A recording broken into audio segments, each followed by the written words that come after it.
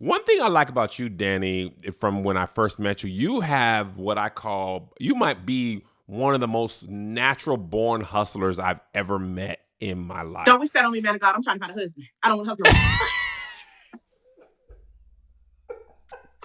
Don't curse me like that.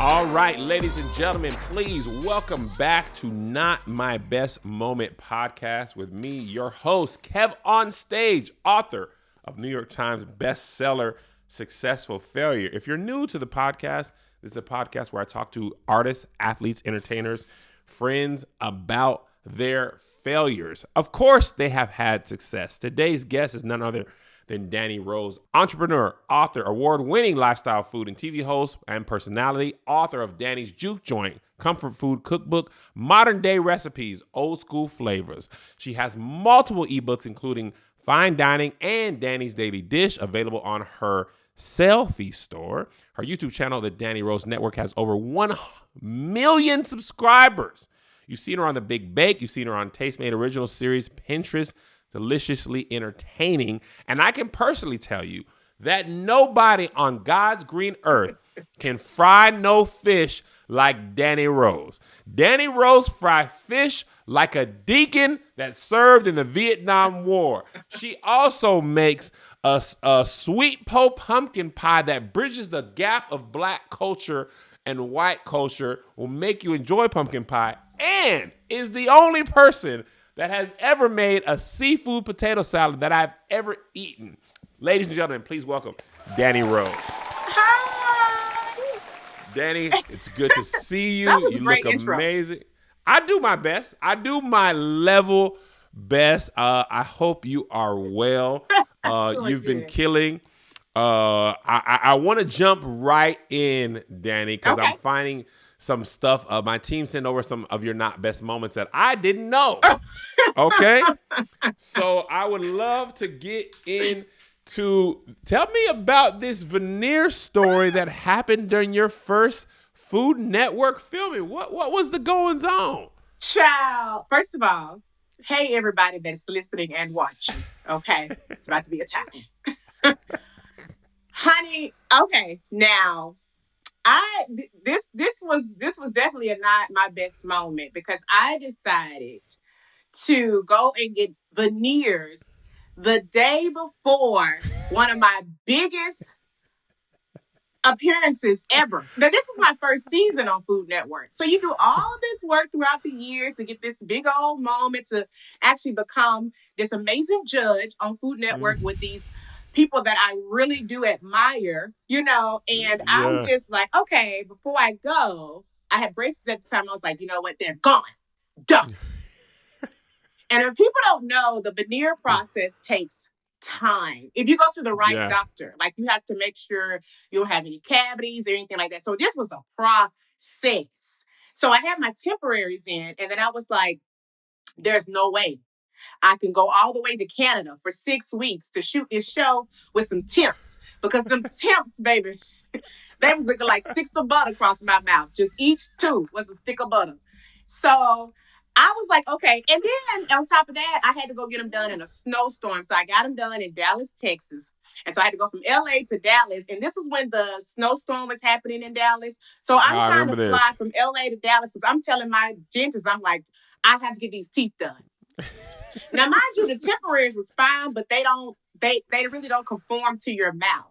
So I go and get my teeth done the day before. I'm in the snow trying to get them done. He does the teeth. And I'm like styling and profiling through the airport, like, at the time, I don't know if we had masks. I think we had masks at the time. I can't remember. Yeah. But I'm going through the airport, like, taking this mask off. Y'all better see all these teeth up in here that paid all this money for. You know what I mean? Then I get stuck in Dallas. Anyway, that was a whole story. So I fly to Canada. Nobody told me about the next day. The first day is fine. You like, bling bling. I'm looking like I'm looking like Cash Money taking over for the 99 2000 first day. I'm going through the airport. Don't tell me put no mask on. Okay, it's off. But nobody talks about the next day and how your mouth has to conform to your new teeth, especially if you're not used to having like super straight teeth. I ain't never had no Right. straight teeth in my life. So I've always talked with like a little lisp or something like that. But with my veneers, you know, it kind of controls that. I get to Canada and I get to my rehearsal. The next day I'm waking up and I feel the pain. And when I Yeah. tell you, I was like, okay, I'm gonna be able to get through that and take some medicine. But nobody told me how your whole mouth has to conform like this when you're talking. So this is how I was talking during the rehearsal. I got it on video, so I'm sending it to your wife. Hey, and you know what she says? Have you gotten used to your teeth yet? I'm sending people, you know, friends to recording other screens. My first big show. Have you gotten used to your teeth yet? I'm on the screen just like this in rehearsal. You know how rehearsal go. You're doing stand-ins, you're doing all this. I'm like, okay. I'm already nervous. This is my first season. And they're like, okay, Danny, here's your line. I'm like, and now, welcome to the Big Wreck on Food Network. You're tuning in on the Big Bet on Food Network. 6 weeks of this. Yeah. Uh-huh. So I'm just like, so you're like, you got used to your teeth? I'm like, girl, no. I mean, I am literally like a beaver chewing on carrots up there. I think I'm looking good. You know what I'm saying? I'm struggling. I struggled that whole entire season with these doggone teeth. But I made it through, but it was so embarrassing because I couldn't talk. It's like I couldn't really be comfortable. You know what I'm saying? I was so self-conscious. And so my producers was like, you look great. I'm like, okay. Yes. Oh. The whole time it was this. Thank you. You know, so that was definitely not a good moment for me. I did not think that through at all. You know how some people with their cosmetic surgery, because I was like, okay, well, I'm not getting my boobs done and I'm not doing anything gonna be no real aftercare. And no one talks about the next day or the next few weeks when you get your teeth done. Now they need to talk about that because I would have went on with them tips. How how long would you say it took you until you actually felt comfortable? I don't know. I do not know. It was what's that song? Day after day. That's what it was the whole time for me. Every day I was just trying to make it through. I lost weight because I couldn't really eat. I'm over there trying to taste these cakes. I'm eating around. Some lady had crickets in hers. I was like, baby, don't get stuck in my teeth. I'm eating around the crickets in the cake. They're like, how does it taste? Amazing. Just lying. I ain't ate no cake. Cake in the back of my mouth, just sitting there like a decayed tooth. Just sitting back there. I ain't ate nothing. Don't know what the lady's cakes and stuff taste like. Just lying. Oh my God. You can tell, but it was rough. It was a rough. That was rough. But when I went back for my next season, I was good to go. But that was rough, baby. I don't advise anybody to do that. Did you go back and watch that season, or did you be like, I gave it to God? It's in the hands of the Father. Whatever he decided to do, apparently it was good enough because they brought me back for next season. Apparently so. Whatever, I will never watch that season. I hope it is buried. I don't know what it's. I don't even know where it's at. I don't watch myself anyway, you know, but I'm definitely not ever watching it. No. Why don't you watch yourself? You know, I don't know. I think it's because I know you can probably identify with this. The overachiever in us is going to always think that we could do something better. And so I don't want to continue to put that pressure on me. I feel that I know some people, and it's not vanity. I don't blame people for watching their own self back. It's just for me, I need to be able to say I did my job and hopefully everybody likes it without being too highly critical of myself because I got a whole bunch of other stuff going on to worry about anyway. But that right there is something that I just try not to do because I know that I can be critical of myself. So it's almost like I want to bow out gracefully and then have you all or whoever is watching just enjoy it. And the one thing that I'm more concerned about is who it was able to reach. And if they laugh, if Right. they had a good time, whatever. Not me. Because, sometimes you'll look at it and you be like, they don't like this for real. They lying. This Yeah, is yeah. terrible. This is this. So I just try to be now in the moment, and just lay it out there, let it be what it is, Kev, and then I just move on. Yeah, I get that. I totally understand that. One thing I like about you, Danny, from when I first met you, you have what I call, you might be one of the most natural born hustlers I've ever met in my life. Don't wish that on me, man of God. I'm trying to find a husband. I don't want a husband. Don't curse me like that. Mm-mm. Mm-mm. Man of God. Mm-mm. I mean, I take it as a compliment. Thank you, Kev, but also, I don't want no man out there listening thinking that's my portion. I mean, you are a necessity hustler. If you find the man in your dreams, you ain't got to hustle no more. But you have something had like that. They're like, oh, she's a go-getter. She's delete, block. First time they compliment me on my hustle, I be like, gone. No. So you don't want to hustle no more. I don't. I mean, but go on what you said. Well, I just think I was curious about like where that came from, because it's like you were YouTube, you social media, you TV, sell books, mother content, like you have done what's necessary, and I think by and large for creators like you and I in this industry at this time, unfortunately for us, it doesn't seem like we can just be on TV. Like back in the 90s, all you had to do was you book that TV show. You don't got to do nothing but that show and the press for that show. Yeah. We be having to be on the show and then bring our audience to the show and keep up with content to keep our audience on social media engaged without the show. Like it feels like way more than, people of previous generations had to do. Like, and we're getting less episodes of the TV shows than they used to get, less residuals and things like that. Yeah. Like, how do you navigate how many hats you have to wear to be a creator? Even though you've been on TV, you still have to do your own, you still have to do your own stuff. Yeah, well, I'm going to answer your first question, like where the hustle came from. The hustle came from survival mode. Like just, people don't know my full story. And so I have a very layered story. And so my hustle came from being out of my parents' house at 15, 16, and so my household was very interesting. And I've always been a person, I didn't even know, now that I've had some good therapy, I didn't even know what that was about. But there was situations in my house that I just, at that time, at that age, just was like, this can't be good. And although people admire my father, he was something. Okay. Right. And so I remember my dad was like, you on Veneers, you gonna get out. I was like, it ain't nothing to me. Which way I go? Front door back. Which way I go? I put out myself in some trash bags, some black trash bags, and I took I shoved one foot and laid the other. I got right on out of there. And so, when I left home at the time, that's kind of like what sparked that. So I've had so many different types of hustles. I used to do hair. I was a singer, all that. When I went to college, I was still working. So I've worked for a very, very, very long time. And so it's kind of like all that I know is to do that. But as you know, the Lord, if you do the work, the Lord will shift you into all the other things that you're actually supposed to do. And I think that back then, that really cultivated the drive that I have now, having to work like that at that age. You know what I mean? It's like, at this point, you ain't going to outwork me. That's just what it is. So I know what it feels like to have to survive.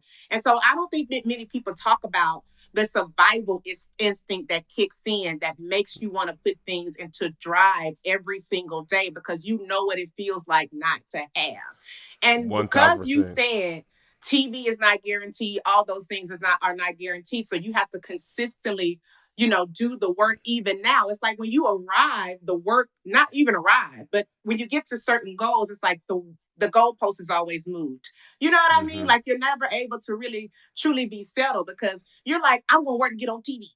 And then now you do TV, and TV ain't TV like it used to be no more. So now you got, it's like the goalpost consistently moves. And so you're never able to truly like rest. You know what I Mm-hmm. mean? Like you can rest, but For like sure. in your nervous system, it's never a full, like complete settling. Right. You know what I mean? It's like, and Yeah. I think the high achiever in us is like, it's never good enough. You know, nothing's ever good enough. I did that. Now what's the next thing? Instead of being like, I want to enjoy what this thing is right now. So that is something I'm definitely working on. But it's like you can never get complacent because there's always things that are ever evolving in our industry. So you have to keep trying to figure out what's the next thing so you can stay on top of the things because you got a family, I have a child to take care of, you know, all those things. And so I'm like, child, I'm retire. But you know, it's that drive, that hustle from my teenage years kind of just, I feel like God knew what he was doing, putting that in me so that I could continue to move forward even what I'm doing today. Do you think you'll ever fully relax? Because I think about myself, like I didn't have to leave at 15, but I had to move out at 19. Mm-hmm. And remember, my dad said to me, my first apartment, I ain't had the rent the first month. I needed to borrow $200 from my dad, and he said the world only cares about you as much as you pay your bills on time. And that thing stuck with me forever. I never have asked my dad for a dime since. And he didn't even say, he was like, I can't help you. Like, Yeah. not on something like, I got to make a man out of you, but like, he had orders to go to Spain, and my mom and sister were moving to El Paso. He was like, I got to maintain 2 households. I can't maintain 3. You could have went to El Paso. I could have squared your way, Mm-hmm. but I can't help you. And that one conversation and that one answer was like, set me on a path that I don't think I'll ever recover from. To your point, do you think that 15-year-old moving out at 15-year-old changed your trajectory to where even if you have, I mean, obviously you've had a lot of success, in the back of your mind, you feel like, I still got to go get it. I still got to go get it. I still got to go get it. You know, not now, not Okay. anymore. Because I just feel like, and I ain't even gonna go deep, but you know me, you love the Lord. I just feel like there is power in resting and not Mm, trying to outwork the Lord because you never will. And what I right. have found is it's almost like I had no choice but to sit down in certain seasons of my life and just let God do what he had to do within me. And in those seasons, Kev, I will tell you, that's when I got the best ideas. That's when I got the best Mm, strategies. It was like, I always say, God is the ultimate businessman. He really is. And yeah. everything you need is in his word. He is such a great strategist. And sometimes it takes you having to sit down for a month, you know, whatever that is. And I know a lot of people can't afford to do that. But, you know, if you have residual income from YouTube and all that stuff, like how we work with content, you know, it can afford you sometimes to be able to kind of just be like, I have no choice but to do this, or I'm not going to be well. You know what I'm Mm-hmm. saying? So Mm-hmm. it was in those moments that I kind of got a peace from the Lord. And he was like, you will never be able to outwork me. Never. And obedience is also rest. You know what I'm Mm-hmm. saying? And so I can't get a hold of you to give you the things that you've asked me for if you don't sit. You know, and that's not 5 minutes, that's not 10 minutes. People be like, I do my daily devotions, I do all this. We would get so much strategy from God if we allow him to fully pour into us. But that is a full pause. Like it really Yeah. is. And sometimes I look and I'm like, I just want sometimes for people to trust that what you think you are doing, you're really running on your own clock. And God is like, I'm over here waiting on you to just come to me for the strategy that's going to make you not have to do all that. Mm-hmm. You know what I mean? So Yeah. Yeah. Yeah. that's kind of like where I've kind of been, Kev, where it's like, okay, what you want? Cause see, I done got the stuttering now. Cause see, I can't afraid to be wrong again. You know what I'm saying? So what you need me to do? You need me to say it? Right. Right. You need me Right. to not to take a break from all this right here and pause for a little while to kind of recover from whatever. Okay, I'm gonna do that. You know, so now I don't, because I remember my therapist saying like when you work like that, you're still back at the age that actually broke you and made you want to do that. So you're still working from your teenage years, you Yeah. know, and so I had to kind of really walk that thing out. So now it's like, okay, Lord, what you want me to do? That's Right. just where I am. He had to beat me down to get there. So I'm no longer like high strung. You know what I mean? And feeling like Mm-hmm. I have to just go, go, go, go, go, push, push, push, push, push now. Because I deserve this. Like pause to, I deserve it. I've been going a long time. And so I think it Mm-hmm. developed a big amount of burnout in me, where I Yeah. didn't have the passion for even what I'm doing now. It just left. And it's because of that. So nah, Yeah. I am. Don't put that on me, man. Don't got no more. I won't put it on you no more. I do want to double back to something you said. You Yeah. said you don't want to make that same mistake no more. What are some of the mistakes you've made? I know you mentioned. I know you were developing products early on, and you got scammed. Like More than what once. happened? More than once. Yes. I'm still working this out in the lawsuit. See, you got the exclusive. You got the exclusive. Tell me what's going on. I ain't talked about it publicly. But yes. Now I have people in my life that know about this, but it was such an embarrassing thing. And I think that people should do their due diligence when it comes down to co-packers, especially for food products. But I realize in talking to other people, this is a common thing. There are people that don't even do food products, just maybe do, sports drinks, well, that maybe is a beverage. So yeah. But other things like merch or whatever that is, this is kind of like a common thing with certain manufacturers or whatever. But in the food space, absolutely. And so, I had launched my product line. It was doing great. And then I had to shift to another co-packer because the one I was using at the time was a little smaller. And because Can you explain what a co-packer is to people who don't know? So a co-packer is the manufacturer that actually makes your food products for you. So you give them your recipe, they formulate it, they sample it with you, you tweak it, they bottle it, they label it. All the stuff that's in the grocery store is coming from a co-packer. Got it. A manufacturer. So you develop the product and show them how to make it, and then they So if it's like a seasoning, you're like, this is my recipe for my spice blend. You send it to them, they'll scale it up, and they'll say, hey, okay, we're going to send you samples of this. Because people don't know, if you make a spice blend at home, when it goes to a manufacturer and gets scaled up, it can completely change the taste.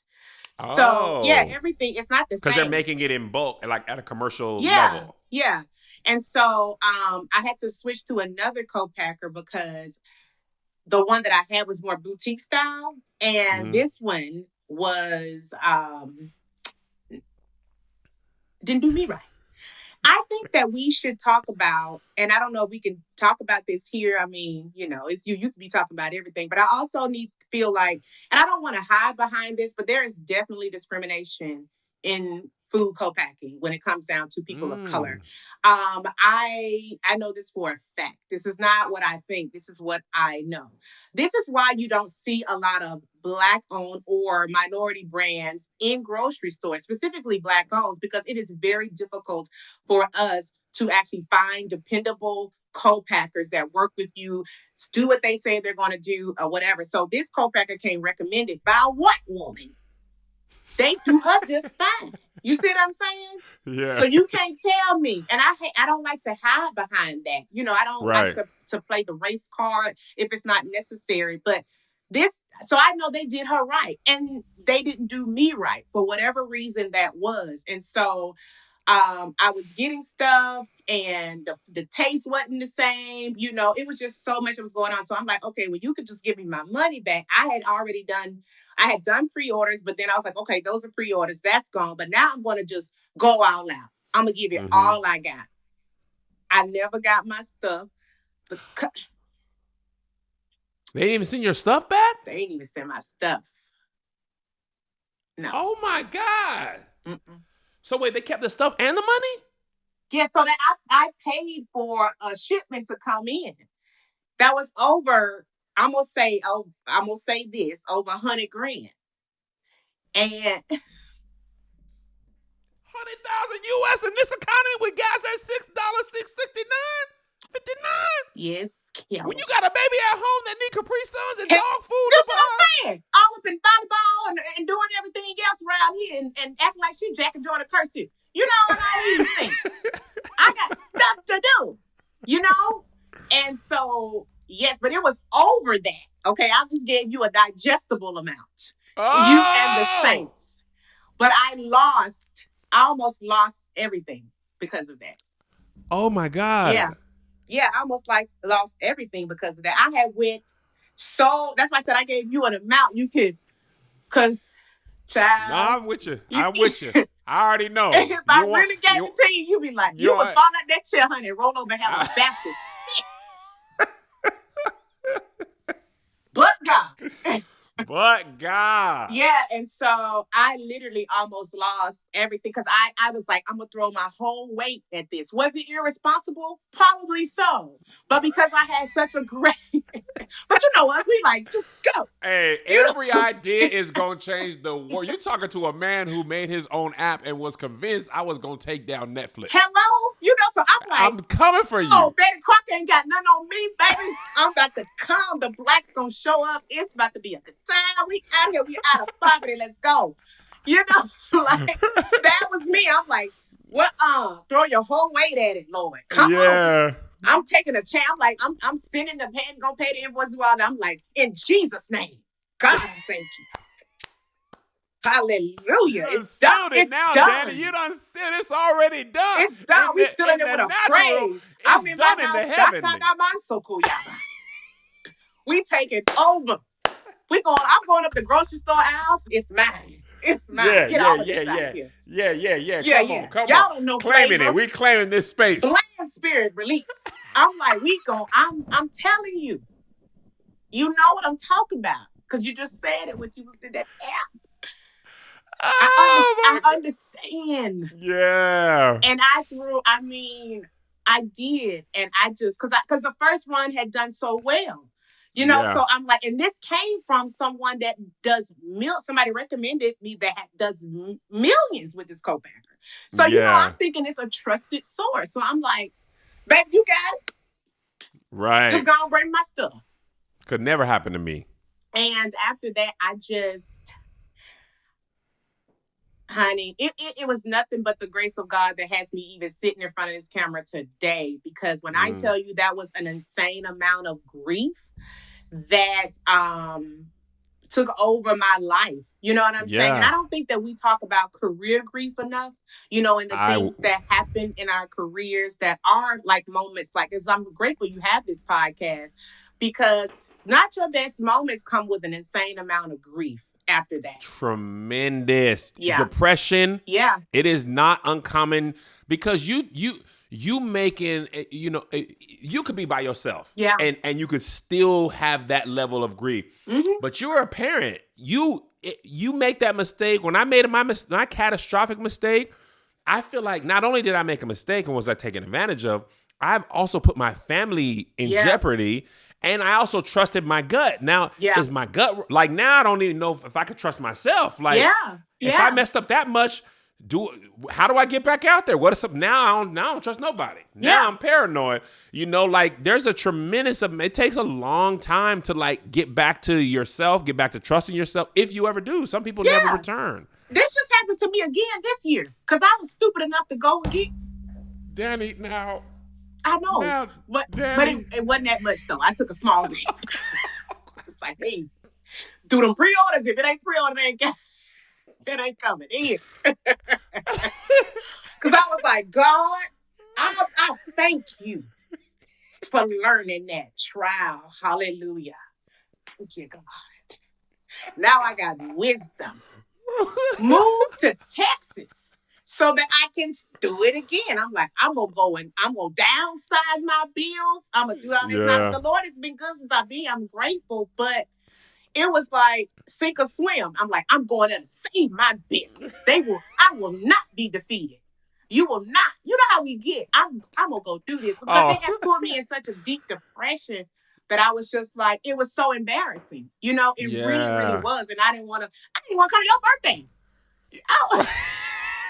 Right. I had to be in my truth, but I can't do none of this. I can't, people, I can't do anything anymore. And it just really devastated me. And so moved to Texas because baby, state laws is great. Okay. And so I'm like, okay, we coming here to save this business in Jesus' name.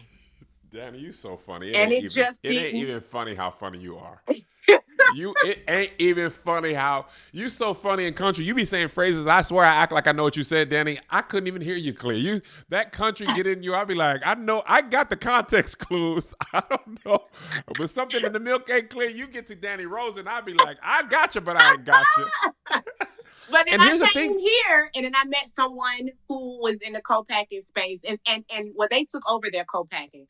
So then I was like, you know what, I'm gonna actually do that. And so they had gotten burned by another co-pack. It's popular.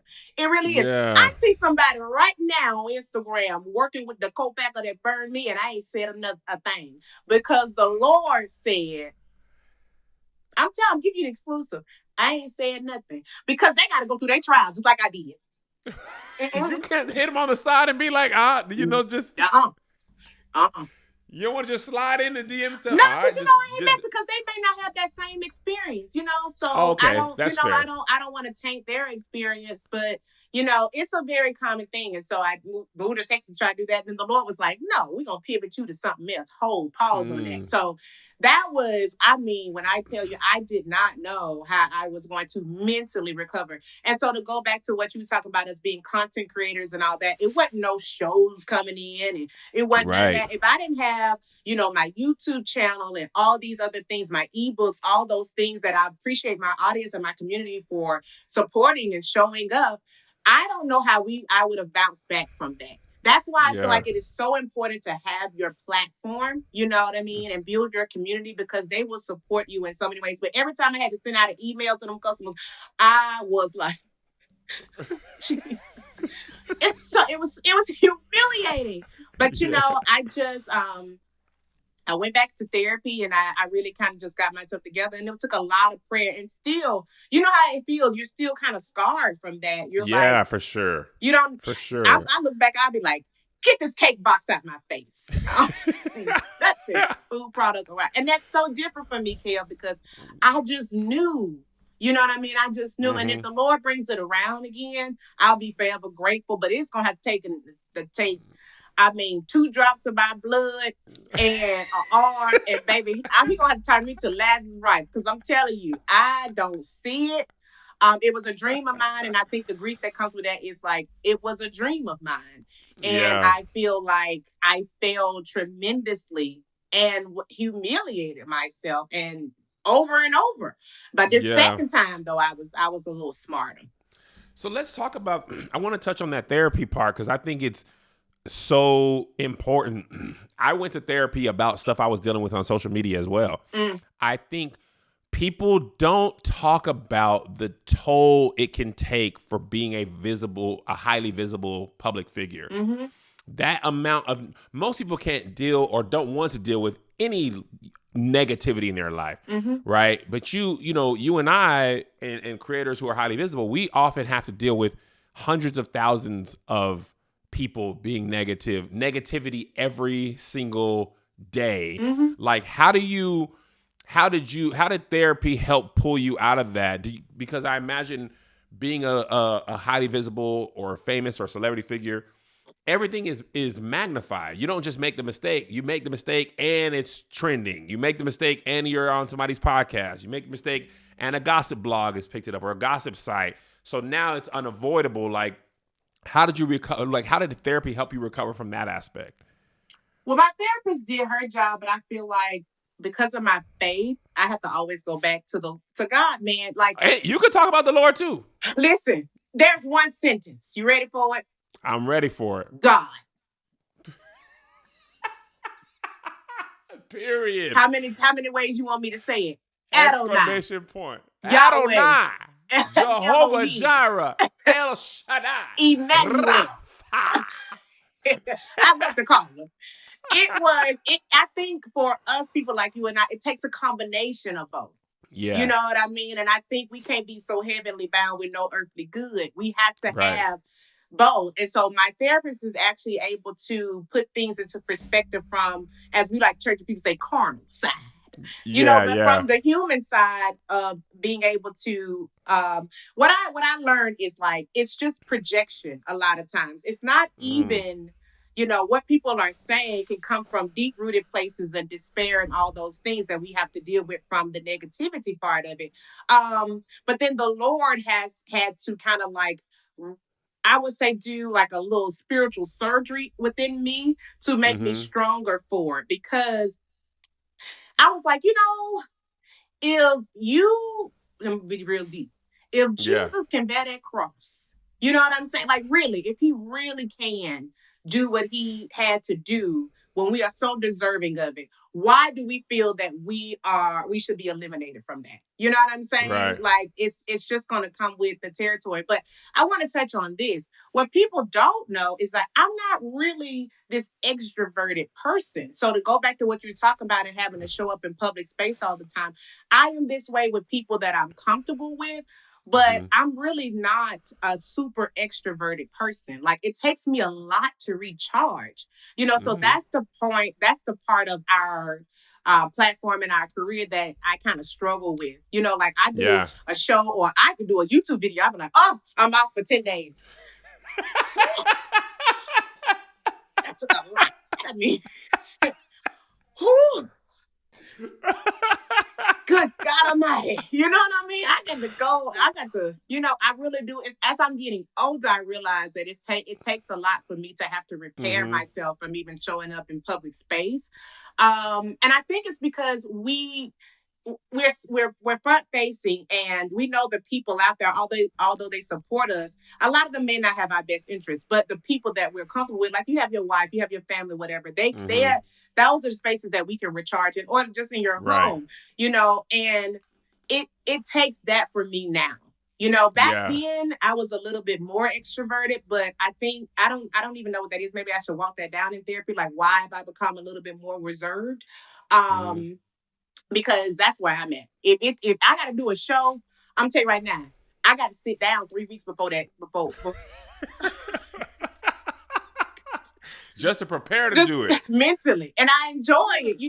And where I am now, I want to do things that I just really enjoy at this point. Yeah. You know what I'm saying? Like, I want to deep dive into things that I really, really enjoy, that fuel me now, because I feel Mm-hmm. like I've given, and you can relate to this. You give so much. It's like always pouring out, pouring out, pouring out. And so now I'm like, I gotta really figure out what that is for me that makes me feel rejuvenated. That is work, but don't, people like, it don't feel like work. I'm like, I want to, Yeah. what is that? What makes me, you know what I mean? Like, yeah, what don't feel like work? What's that? Because in the beginning of my career, Kev, it didn't feel like work. It didn't. But Yeah. with the bigger opportunities, it kind of started to take you start overthinking. You start doing all these things now. But before, with me, it was just like, all right, whatever. But when you get on networks and stuff, it's a little bit more controlled. It was this, and Mm-hmm. I was a loose cannon when I first Yeah. started. So Yeah. I'm like, I don't like this. And I had to really learn how to process that. So now I'm in a space where I'm just like, I want to be free again. You know what I mean? And I want to have Mm-hmm. fun on social media. And I want to, because social media is supposed to be fun. We have put this, I want to say this. I can't stand you. You got the easiest job. You and the Me? content creators that can just get up there and joke with your phone and Oh just man. react. I got to set up a kitchen. I got to do these. I got to do so When I went to much. your set, I said, "Oh my You God. did. It takes hours of prep time." Talk about And that I'm man talking God so about people can know. to even do something that don't have to go into the oven, right? Yeah. You want to you making a peanut you made when we did your one of your cooking shows, it never dawned on me that when they go on TV, they put that in the oven, and when they take it out, that there's a cooked one in there. Yeah.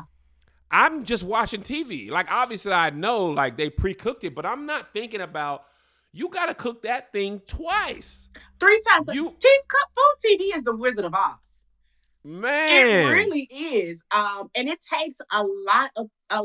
It takes, you can work with a small team, but like if you're doing things that take a long time to cook, like pot roast or, all these delicious Yes. things, you gotta, and don't talk about the grocery bill on that. And I self-fund my stuff. So it's kind of like Yes. I'm buying 3 or 4 roasts.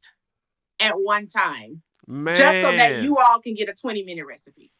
You cooking the food ahead of time. Because when I was on set with you cooked it. Mm-hmm. Then you had to go and re-cook it or at least prep it to be cooked on the show while hosting. Mm-hmm. You talking it through.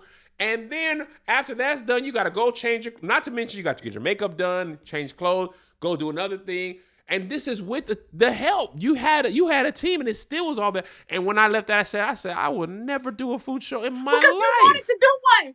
I did. I said, oh my, absolutely not. I couldn't imagine the amount of work. No, God, that is not God's plan for my life. Too much work. Okay.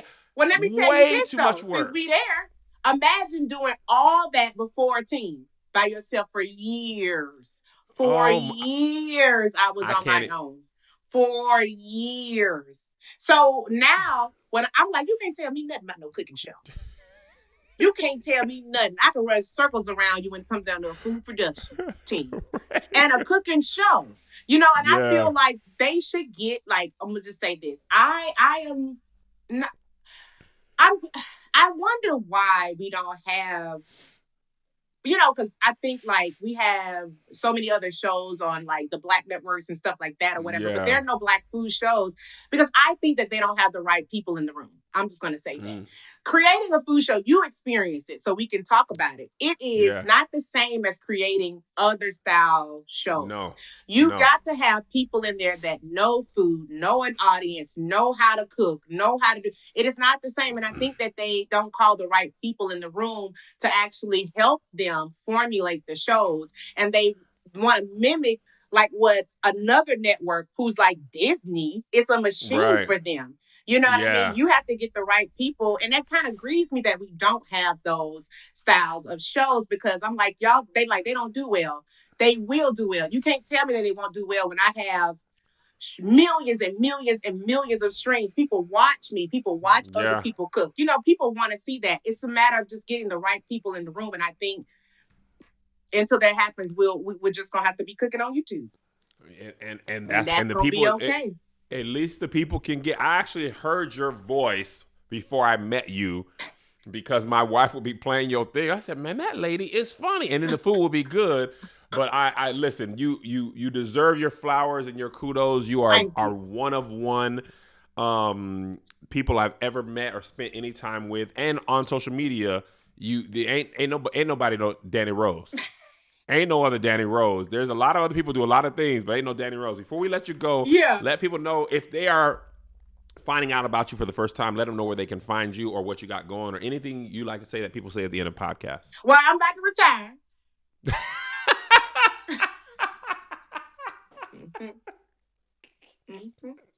After all that, I gave you an exclusive. I'm about to retire. Yeah. Yeah. Me and Lord talk about that. Yep. By the end of the year, okay, finally. So, you know, I'm going to be pivoting to the other space. They'll still see me, and I'm going to give it all I got. I'm saying that, but we don't know what God got in store. You know what I'm saying? But I plan to retire this year.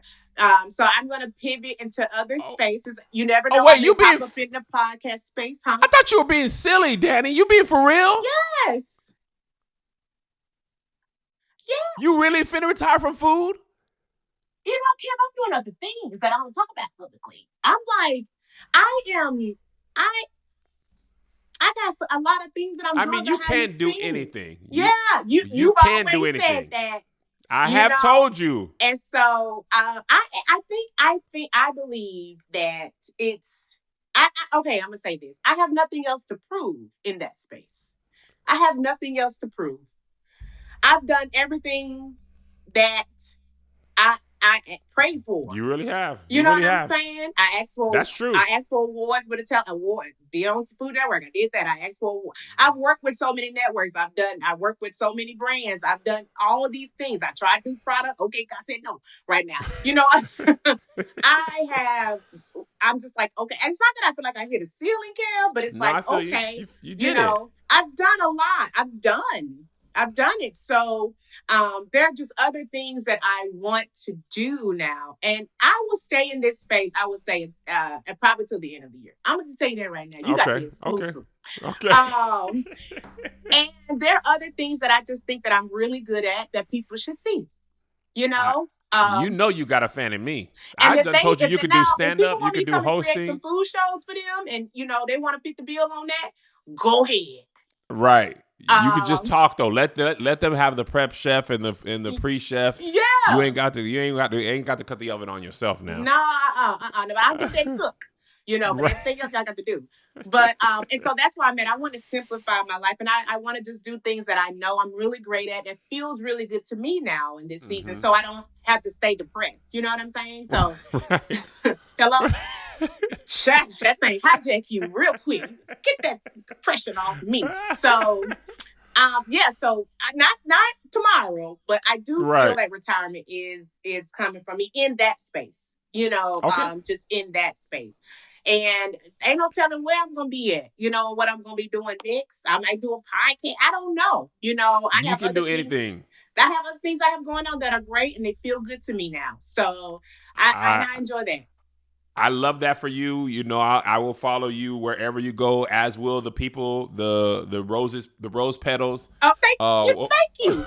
Because I ain't never named my community. Yeah, the rose petals will follow you wherever you go because you're just a magnetic personality. Thank you. And I also understand I love performing, but after that, y'all let me alone. I'm going to that hotel and I'm watching TV. I can't hang out with you after. You get a chance to spread your wings. Like, you're not pigeonholed. I feel like people have pigeonholed me into being this one thing. And it's like somebody was arguing in the comments the other day. They were like, oh, she's a good fruit creator. And another one was like, she is the original creator.